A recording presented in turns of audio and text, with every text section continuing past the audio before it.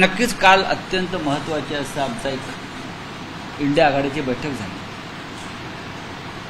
दिल्लीमध्ये राहुल गांधी यांच्या निवासस्थानी. जवळजवळ इंडिया आघाडीमध्ये असलेले सर्व घटक पक्ष, त्यांचे नेते, सहकारी कालच्या बैठकीला, त्यानंतरच्या स्नेहभोजनाला आणि नंतरच्या एका बैठकीला उपस्थित होते. कोरम पूर्ण होता. काँग्रेसचे अध्यक्ष खरगेजी असतील, राहुल गांधीजी, प्रियंका गांधी, सोनिया गांधी आणि अर्थात शिवसेनेचे पक्षप्रमुख उद्धव ठाकरे, आदित्य ठाकरे, स्वतः रश्मी वहिनींनाही आमंत्रण होतं भोजनाचं, मीही होतो. अत्यंत खेळीमेळीच्या वातावरणामध्ये ही चर्चा झाली.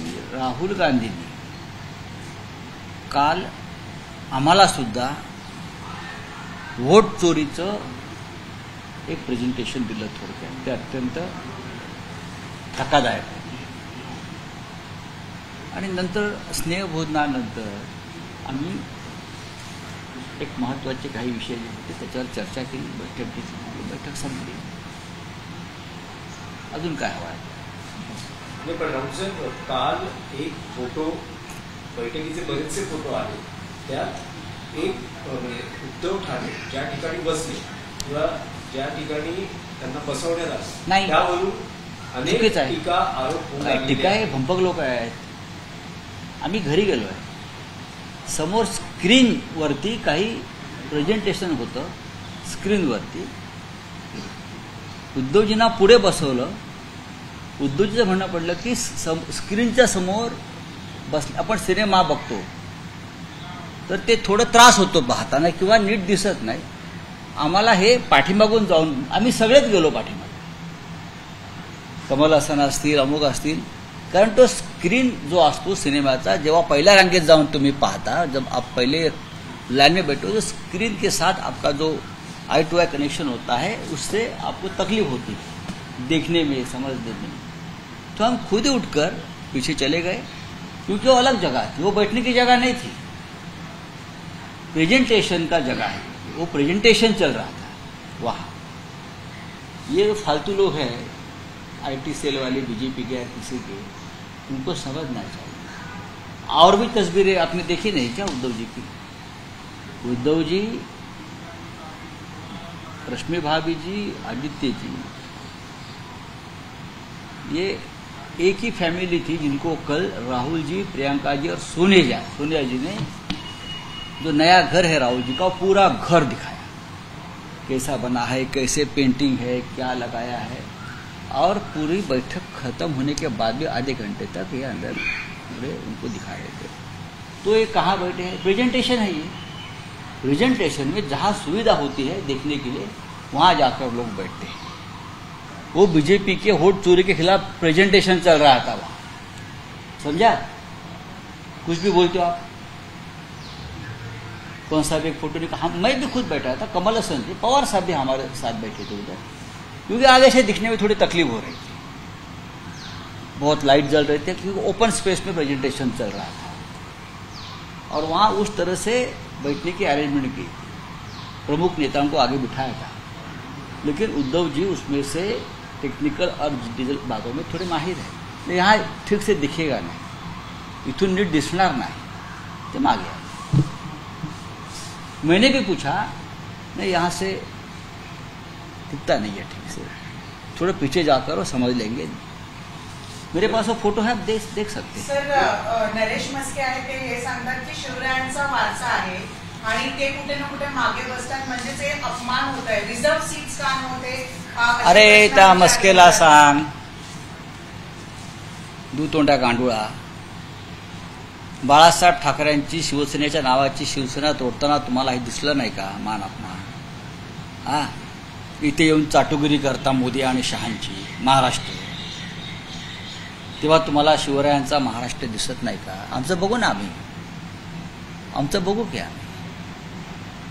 ते अभि मुक्तेश्वरानंद नावाचे शंकराचार्य आहेत.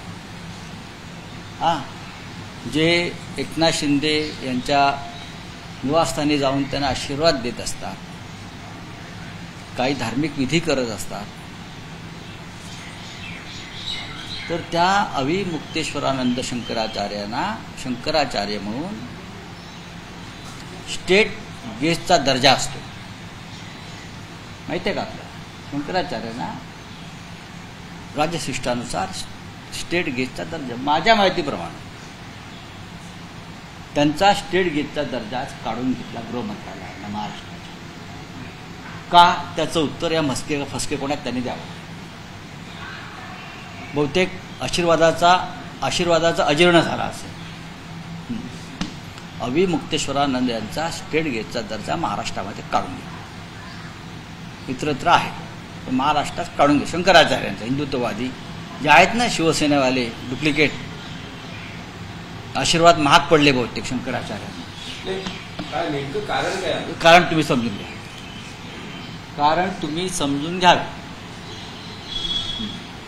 आणखी एक विषय असा होता की जे प्रेझेंटेशन राहुल गांधींनी मतचोरीबाबत केलं, निवडणूक आयोगानंही त्यांना म्हटलेलं आहे की तुम्ही शपथपत्रावर हे सगळे पुरावे द्या. निवडणूक आयोग हा भारतीय जनता पक्षाचा हस्तक आहे, नोकर आहे. हे जे वारंवार आम्ही म्हणतो, राहुल गांधींनी जी माहिती दिली ती स्वतःची माहिती नाहीच आहे, ती त्यांच्या वेबसाईटवर आहे. त्यांच्या वेबसाईटवरून हा क्राईम त्यांनी शोधला. निवडणूक आयोगाची चोरी ही निवडणूक आयोगाच्या वेबसाईटवरून शोधली आहे.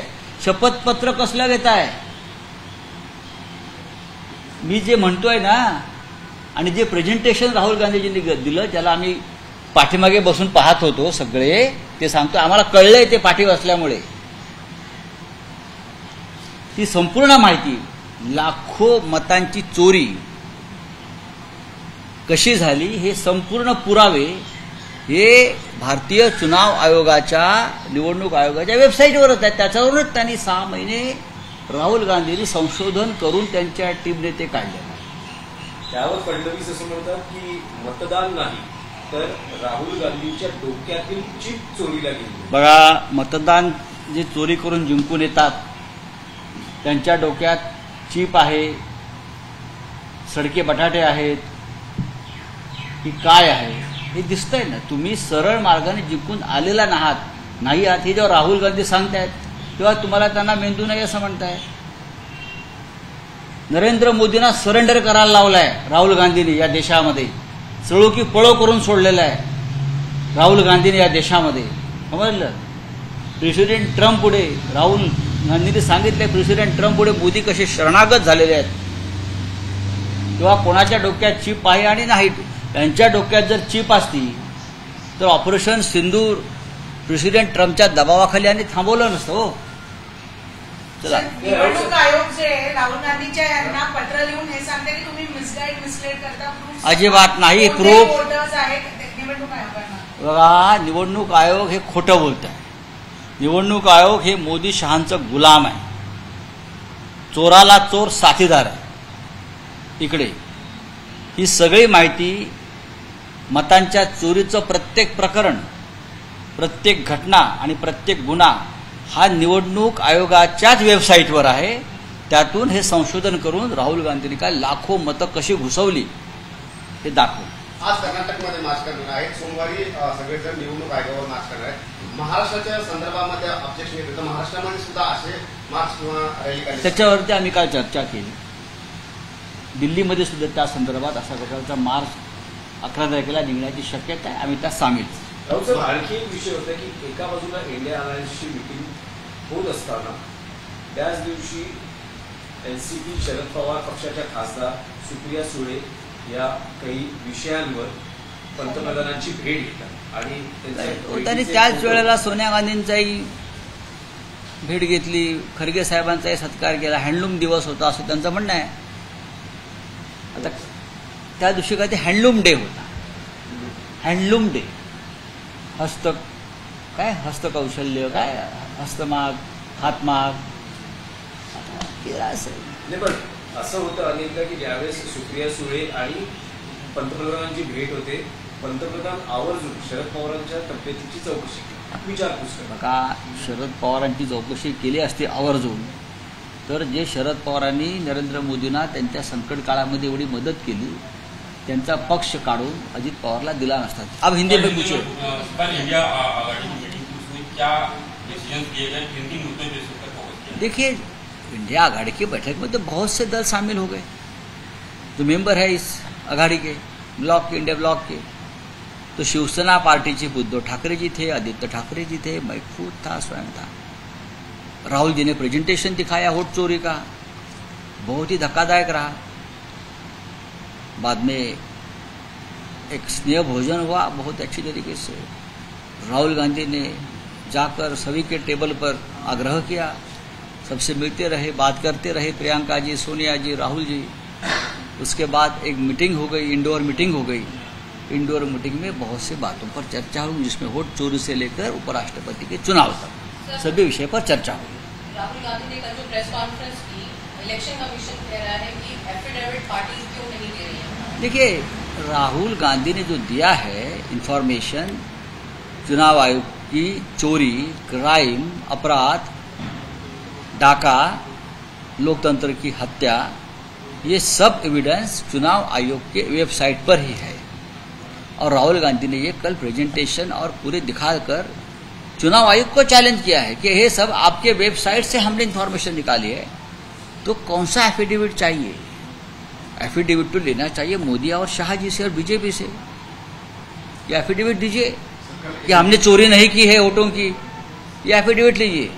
राहुल सर, कल एक मीटिंग हुई, उसमें भी राहुल गांधी ने एप्लीकेशन की, उसके ऊपर उस मीटिंग में डिटेल चर्चा हुई और सरकार ये कहती है कि वो चुनाव आयोग उसका आंसर देगा, संसद उसका आंसर नहीं देगी। देखिए, चुनाव आयोग भारतीय जनता पार्टी की एक्सटेंडेड ब्रांच है।